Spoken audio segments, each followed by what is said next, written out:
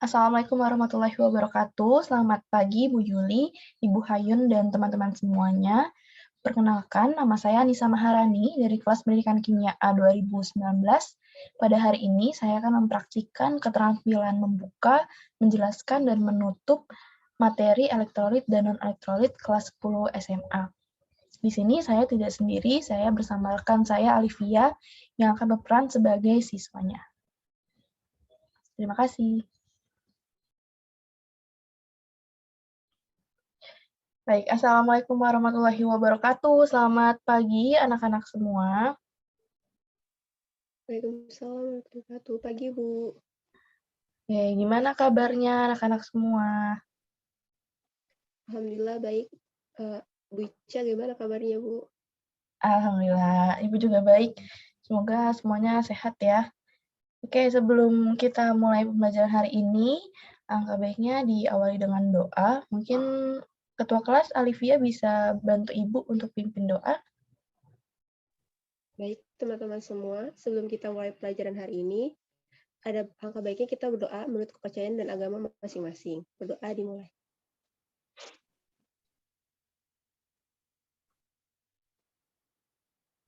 Berdoa selesai. Baik, terima kasih Alivia sudah bantu Ibu pimpin doa. Nah, sebelumnya Ibu mau absen dulu, hari ini ada yang tidak hadir nggak ya? Boleh dicatat.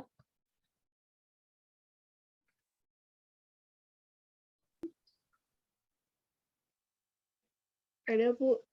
Si Indah nggak masuk, Bu. Oh, kenapa nggak masuk Indah? Nah, kabarnya sakit. Kalau nggak salah, kena COVID juga, Bu.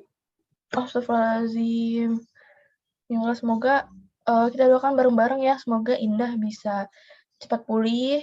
Terus di sini juga kita semua jaga kesehatan. Jangan kemana-mana nih, biasanya suka pada jalan-jalan keluar ya, healing katanya nih.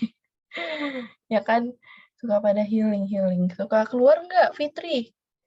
Kamu suka jalan-jalan keluar? Enggak, Bu. Di rumah aja, Bu, sekolah. Iya, di rumah aja.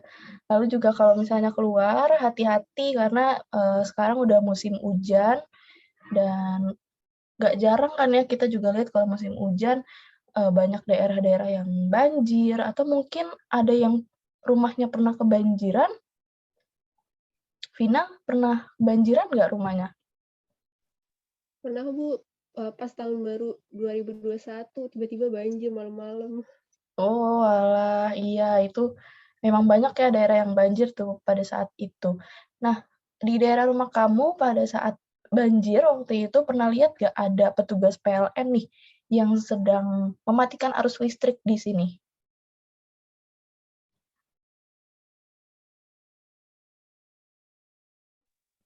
Pernah, Bu.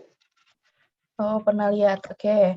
Nah, kira-kira menurut kamu kenapa sih petugas PLN ini harus mematikan arus listrik di daerah banjir? Supaya tidak tersetrum gitu, Bu. Terus nanti listriknya gardu listriknya rusak kalau Iya. kepleset. Oke, bagus. Supaya tidak tersetrum ya, karena arus listriknya nanti bisa bahaya gitu kalau misalnya masih dinyalain nih di daerah banjir. Oke, untuk pembahasan lebih lanjutnya lagi, nanti akan kita jawab di akhir, tapi ini berkaitan dengan materi elektrolit dan non-elektrolit. Jadi hari ini, nanti setelah Ibu jelaskan mengenai materi elektrolit dan non-elektrolit, kita akan buat peta konsep dan nanti anak-anak bisa menyebutkan konsep dari larutan elektrolit dan non-elektrolit dengan benar. Lalu nanti setelah Ibu jelaskan, Ibu juga akan memberikan tugas berupa diskusi kelompok. Nanti anak-anak bisa menganalisis fenomena atau kejadian yang Ibu berikan nanti, ada gambarnya. Tuh, kemudian dipresentasikan ya secara kelompok. Oke, balik lagi ke elektrolit dan non-elektrolit. Sebelumnya kita sudah belajar mengenai apa itu larutan. Ada yang ingin menyampaikan apa itu larutan? Vina, silakan. Menurut saya larutan itu campuran zat yang terdiri dari zat terlarut dan zat yang melarutkan. Oke, bagus sekali.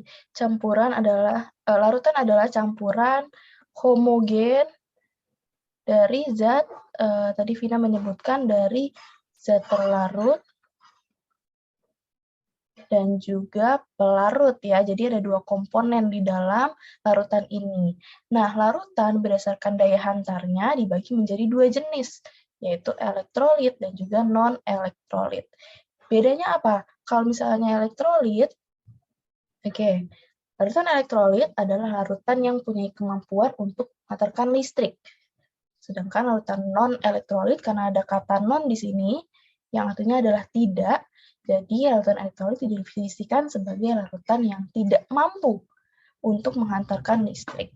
Gitu. Nah, kita lihat dulu nih ke larutan elektrolit yang mampu untuk menghantarkan listrik. Kenapa? Karena di dalam larutan elektrolit, ion-ionnya dapat bergerak bebas dan memungkinkan muatan mengalir atau dapat dikatakan bisa menghantarkan listrik, gitu ya. Contohnya di sini air garam. Kenapa pakai air garam? Kenapa nggak garam? Kalau garam termasuk elektrolit atau tidak? Widi, boleh.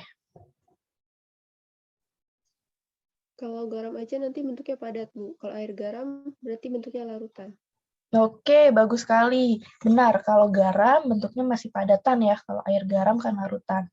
Tadi balik lagi seperti yang dijelaskan oleh teman kalian, kalau larutan itu terdiri dari 2 komponen. Ada zat terlarut dan juga zat larut dan juga pelarut ya. Kalau garam itu masih bentuknya padatan, jadi ion Na+ dan Cl- itu masih berikatan. Sedangkan kalau garamnya ini kita larutkan di dalam air, maka Na+ dan Cl- ini akan bergerak bebas dan bisa menghantarkan listrik. Ya, pertanyaannya, apakah larutan elektrolit ini hanya untuk senyawa ion? Tidak, tidak hanya untuk senyawa ion, tapi larutan elektrolit juga bisa berupa senyawa kovalen, yaitu kovalen polar. Contohnya HCl. Ion-ionnya ada H+ dan juga Cl-. Oke, clear ya, larutan elektrolit sudah clear. Sekarang kita ke larutan non-elektrolit tadi. Non yang berarti adalah tidak, maka larutan non-elektrolit ini tidak mampu menghantarkan listrik. Kenapa? Karena zat-zat yang dilarutkan tidak mengalami ionisasi, atau bisa dikatakan juga tidak menghasilkan ion-ion yang bergerak bebas, sehingga larutan non-elektrolit ini tidak bisa menghantarkan listrik. Gitu. Contohnya ada air gula, sukrosa, urea, dan ada contoh-contoh lainnya. Oke. Nah, larutan elektrolit ini berdasarkan kemampuan ionisasinya dibedakan menjadi 2 jenis. Tuh, ada yang tahu apa? Vina tahu nggak?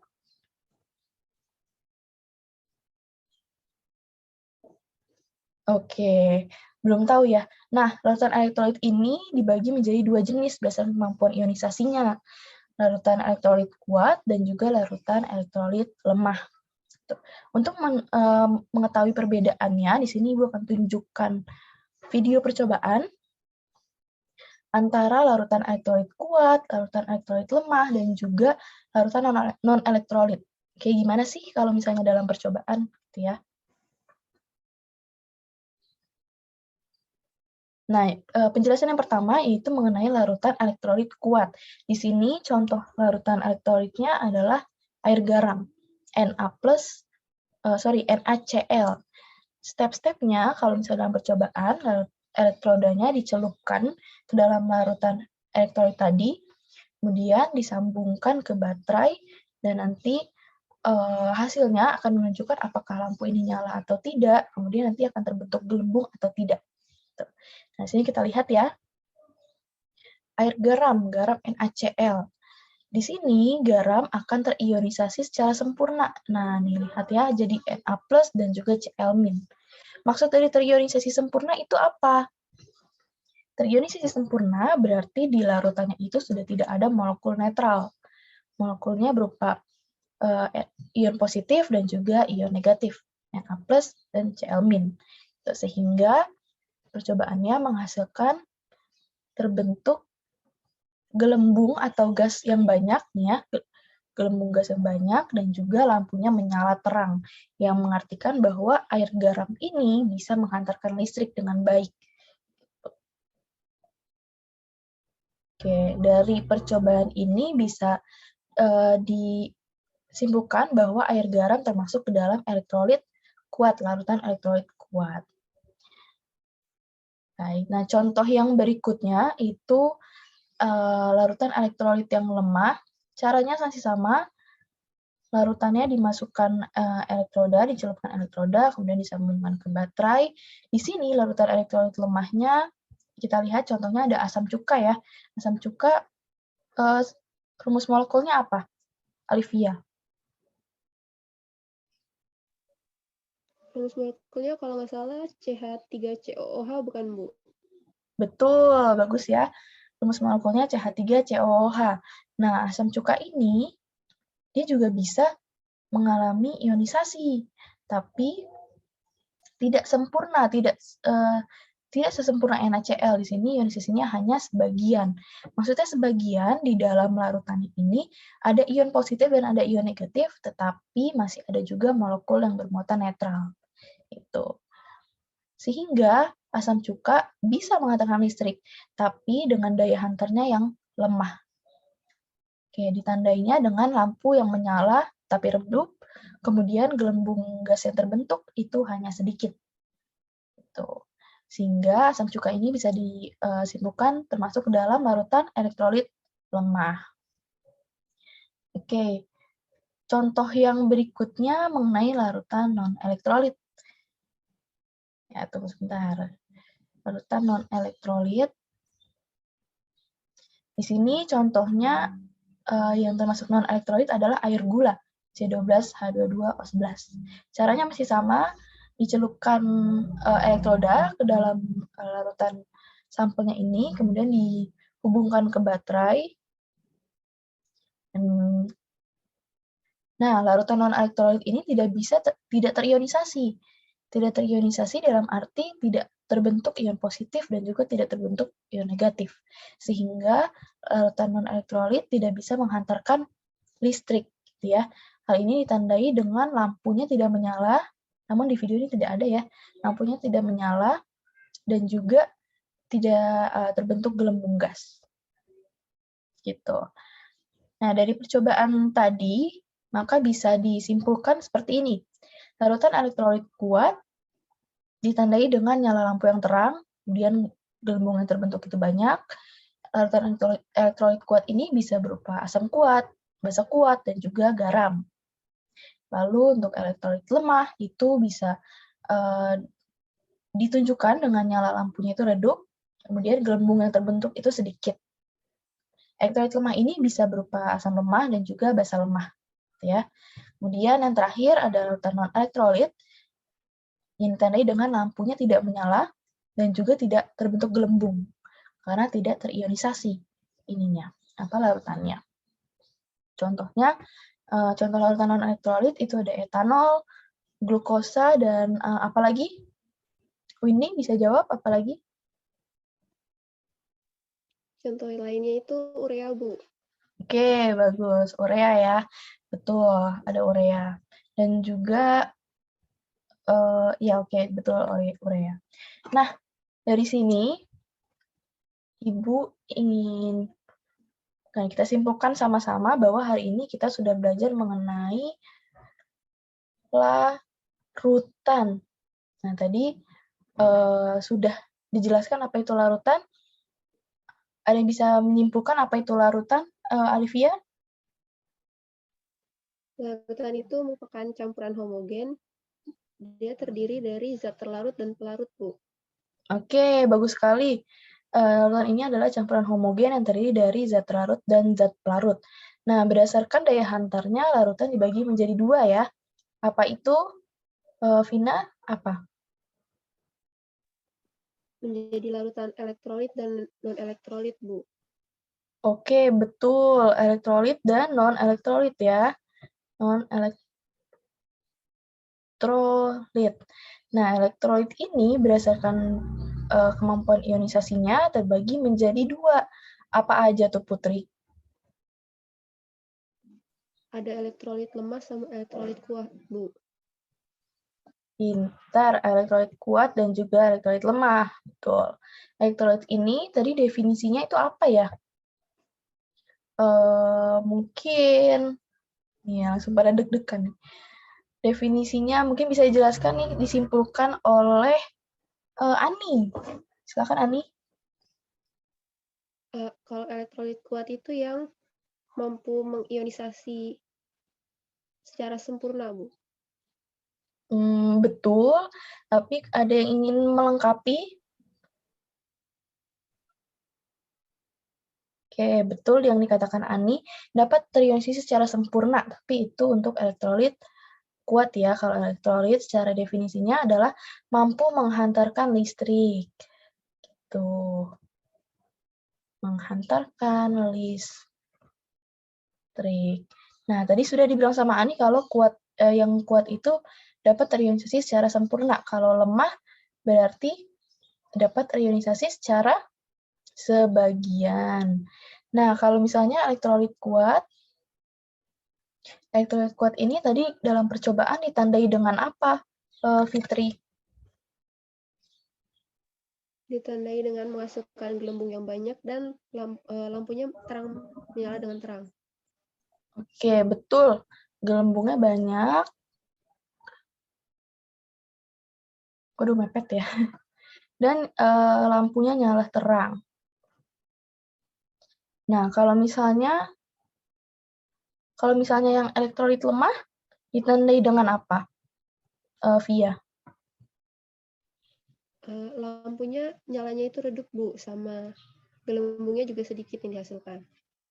Ya, lampu nyalanya redup, kemudian gelembung yang terbentuk sedikit ya.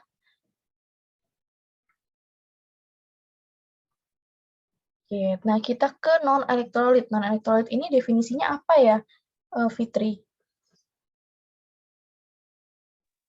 Elektrolit itu tidak dapat menghantarkan listrik, Bu. Ya, benar. Tidak mampu menghantarkan listrik ya. Tidak mampu menghantarkan listrik. Kalau di dalam percobaan, tadi kita sudah lihat, ditandainya dengan apa, Indah? Tandanya itu lampunya tidak menyala, terus tidak dihasilkan gelembung juga. Betul, lampunya Sama tidak menyala. Ya, ionisasi. Tidak oke. terjadi ionisasi. Ya, lampunya tidak menyala dan juga tidak terbentuk gelembung ya, karena tadi yang disebutkan, tidak ada gelembung. Kenapa tidak ada gelembung dan kenapa tidak menyala? Karena tidak terionisasi ion-ion dalam larutannya. Oke, bagus sekali. Berarti sudah paham ya mengenai larutan elektrolit, non-elektrolit, larutan elektrolit kuat, elektrolit lemah, dan juga dalam percobaan tadi hasilnya seperti apa, cara membedakannya. Nah, dari sini berarti kita sudah bisa menjawab nih fenomena ini. Kenapa Tugas PLN mematikan arus listrik di daerah banjir? Ada yang ingin menjawab atau menyimpulkan? Berarti apa jawaban dari pertanyaan ini? Saya, Bu. Ya, boleh, silakan. Karena kalau arus listriknya tetap nyala, nanti dikhawatirkan arus listriknya mengalir ke air-air yang banjir itu, Bu. Ya, bagus. Wah, berarti benar-benar ini nih, benar-benar belajar ya. Alivia hebat. Ya, benar yang katakan Alivia. Kalau misalnya arus listriknya masih menyala, nanti khawatirnya nanti arus listrik ini bisa menyambar atau menghantarkan listriknya melalui air yang ada di ini ya, air banjirnya ini. Dan kita lihat bahwa di sini airnya nggak benar-benar bening, nggak cuma berupa H2O saja, tapi ada senyawa-senyawa lain di dalam air yang ada di sini gitu. Kalian suka lihat kan ya kalau misalnya ada anak-anak nih yang suka berenang di air-air banjir. Nah, kalau misalnya arus listriknya masih menyala, khawatirnya nanti bisa menyambar atau nyetrum si ada orang kayak misalnya di daerah banjir nanti bisa kesetrum gitu, termasuk yang tadi tuh anak-anak yang suka berenang atau jalan-jalan di area banjir tersebut. Tuh, jadi ini pentingnya untuk mematikan arus listrik di daerah banjir. Tuh. Nah, yang berikutnya, Ibu akan memberikan tugas berupa diskusi kelompok ya. Nanti kalian harus jelaskan fenomena apa nih yang ada di sebelah kanan, di gambar sebelah kanan. Ada buaya versus belut listrik. Di sini nanti kalian jelaskan, sebenarnya buaya ini yang memangsa belut atau belut yang memangsa buaya, itu kalian analisis deh nih dari gambar ini ya, kalian diskusikan.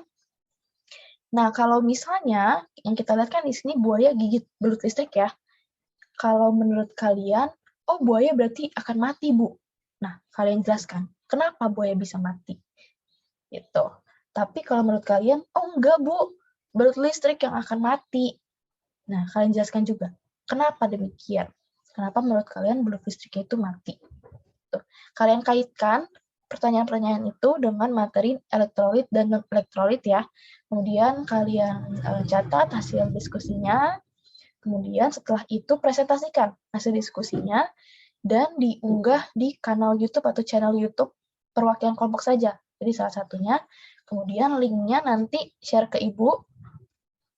Dan batas maksimalnya itu 1 hari sebelum pertemuan berikutnya ya. Bisa ya, 1 hari sebelum pertemuan berikutnya sudah dikumpulkan ke Ibu. Ya, mungkin itu aja. Ada yang ingin ditanyakan dulu? Anak-anak?